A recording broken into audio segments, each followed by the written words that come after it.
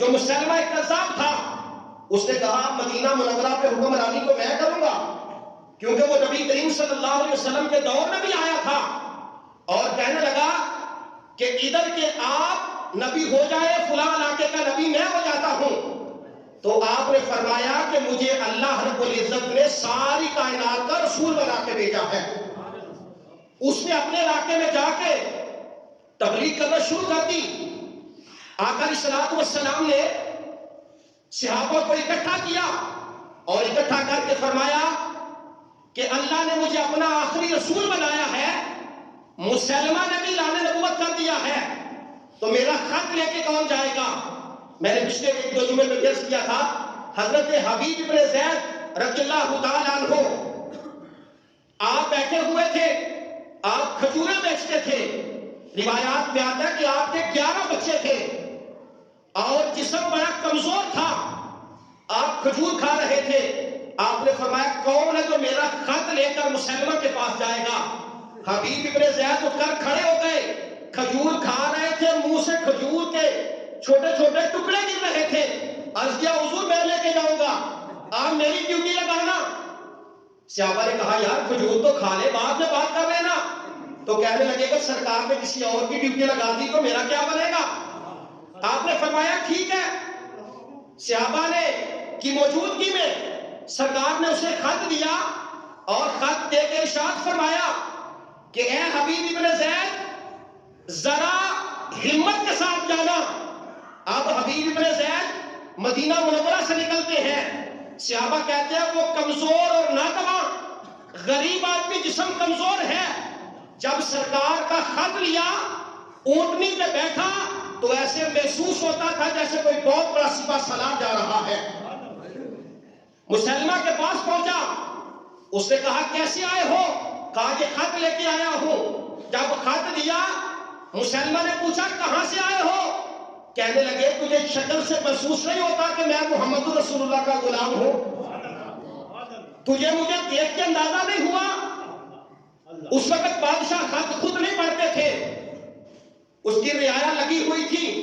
خط پڑھا گیا، اس پہ لکھا تھا من محمد رسول اللہ، کہ یہ خط محمد رسول اللہ کی جانب سے ہے، اور آگے لکھا تھا کہ انت کذاب، کہ تو بہت بڑا جھوٹا ہے۔ جب پڑھنے والے نے یہ پڑھا تو اسے تیش آ گئی، کہنے لگا کہ یہ تو نے کیا لکھوا کے لایا ہے، تیرا اس کے بارے میں کیا خیال ہے؟ تو آپ نے کہا کہ جو میرے محبوب نے لکھ کے دیا ہے وہ سچ لکھ کے دیا ہے، میرا خیال کیسے تو پوچھتا ہے؟ کیونکہ میرے آقا نے جو فرما دیا وہ سچ ہے۔ اب وہ اور پریشان ہوا، اس نے کہا کہ میں تیرا سر تیرے تن سے جدا کر دوں گا۔ تو آپ فرمانے لگے اے مسلمان تجھے کس بات نے پریشان کر رکھا ہے؟ ہم تو حضور کے صحابہ ہیں، ہم تو جب صبح اٹھتے ہیں فجر کی نماز میں اپنی شہادت کی دعا کرتے ہیں اور کہتا سوچ لینا۔ آپ نے فرمایا سوچنا ہوتا تو میں مدینہ میں سوچ کے آتا، میں تو 11 بچوں کا باپ ہوں اور ان میں میرے بچے وہ بھی ہیں جو بھی ماں کا دودھ پیتے ہیں، مجھے کوئی ڈر نہیں لگتا۔ اس ظالم نے آپ کے بازو پہ تلوار ماری، بازو کٹ گیا، پھر پوچھا کیا خیال ہے؟ تو آپ نے کہا ساڑھے نبی دی زبان ساڑھے واسطے قرآن، کسے اور کا بیان کرنا لگتا ہی نہیں۔ اس نے دوبارہ وار کیا، آپ کا دوسرا بازو بھی کاٹ دیا، پھر وار کیا، آپ کی دونوں ٹانگیں بھی کاٹ دی، یہاں پہ تلوار رکھی اور پھر پوچھا۔ آپ نے فرمایا کہ میں نے تجھے پہلے بھی کہا ہے تو مجھے موت سے ڈراتا ہے، ہم تو جب صبح اٹھتے ہیں اپنی شہادت کی دعا کرتے ہیں۔ اس ظالم نے آپ کا سر آپ کے تن سے جدا کر دیا۔ ادھر نبی کریم صلی اللہ علیہ وسلم مدینہ منورہ میں بیٹھے، آپ کی آنکھوں سے آنسو جاری ہو گئے۔ صحابہ نے پوچھا حضور کیا ہوا؟ آپ نے فرمایا میرے حبیب کو شہید کر دیا گیا ہے۔ پھر آپ مسکرائے، عرض کیا حضور آپ مسکرا رہے ہیں؟ فرمایا اللہ نے جنت کے 8 دروازوں سے آواز دی ہے اے حبیب ابن زید جس دروازے سے تیرا جی چاہتا ہے جنت میں داخل ہو جا۔ اب مسلمہ کذاب جب سرکار کا وصال ہو گیا وہ پورے زور و شور کے ساتھ کہ میں مدینہ منورہ پہ حملہ کروں گا. حضرت ابوبکر صدیق رضی اللہ تعالیٰ عنہ جو مسند خلافت پہ فائز ہوئے، آپ نے اپنے صحابہ کو اکٹھا کیا اور اکٹھا کر کے فرمایا کہ اے میرے ساتھیوں، مسیلمہ کذاب نبی کریم صلی اللہ علیہ وسلم کی ختم نبوت پہ ڈاکہ ڈالنا چاہتا ہے، سب نے اس کے خلاف جہاد کرنا ہے. صحابہ تیار ہو گئے. حالانکہ فرما دیا تھا جو بدر میں جانے والے صحابہ ہیں اب وہ کوئی جنگ نہیں لڑیں گے، لیکن حضرت ابوبکر نے کہا کہ یہ سرکار کی ختم نبوت کا معاملہ ہے، اس میں بدر والے بھی شامل ہوں گے، حنین والے بھی شامل ہوں گے، سارے غزوات والے صحابہ شامل ہوئے، جو پورے صحابہ تھے وہ بھی شامل ہوئے. کیوں شامل ہوئے؟ کہ سرکار کی ختم نبوت کا معاملہ ہے. میں نے پہلے بھی ایک دفعہ عرض کیا تھا کہ جس طرح اللہ کو وحدہ لا شریک ماننا ضروری ہے، اسی طرح نبی کریم صلی اللہ علیہ وسلم کو اللہ کا آخری رسول ماننا ضروری ہے.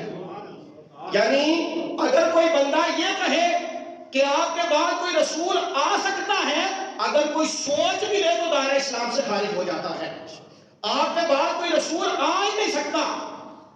آپ نے سب کو اکٹھا کیا. اب مسلمہ کذاب 60,000 کا لشکر لے کر سامنے کھڑا ہے. جناب ابوبکر صدیق رضی اللہ تعالیٰ عنہ آپ اس کے ساتھ جہاد کرنے کے لیے اپنے صحابہ کے ساتھ یمامہ کی جانب جو ہے وہ نکلتے ہیں. اب زوردار جنگ ہوتی ہے، اس میں بہت سارے صحابہ بھی شہید ہوتے ہیں، یہاں تک کہ با اختلاف روایت 1200 کے قریب حضور کے صحابہ جنگ یمامہ میں شہید ہوئے. جبکہ اس سے پہلے جتنے بھی غزوات ہوئے تھے اتنے صحابہ سارے غزوات میں شہید نہیں ہوئے تھے جتنے جنگ یمامہ میں شہید ہوئے تھے. اس میں بہت سارے حفاظ وہ بھی شہید ہو گئے تھے. پھر اللہ تعالیٰ نے جنگ یمامہ کے اندر مسلمانوں کو فتح عطا فرمائی. حضرت وحشی جو حضور کے صحابی تھے، جنہوں نے احد کے موقع پہ اللہ اور اللہ کے رسول کے شیر جناب امیر حمزہ رضی اللہ تعالیٰ عنہ کو شہید کیا تھا، بعد میں مسلمان ہو گئے تھے. مسلمان ہونے کے بعد جب یمامہ میں مسلمہ کذاب کی فوج نے زوردار حملہ کیا، بہت سارے صحابہ شہید ہو گئے. پھر وحشی جو تھے یہ مسلمان تو ہو گئے تھے، یہ چھوٹا نیزہ چلانے کے بڑے ماہر تھے. دیکھا کہ اس وقت جو مسلمہ کذاب تھا وہ اپنے لوگوں کے اندر بیٹھا ہوا تھا. آپ نے پھر وہ نیزہ چلایا، مسلمہ کذاب کو واسط جہنم کیا. اللہ نے مسلمانوں کو فتح اور نصرت عطا فرمائی.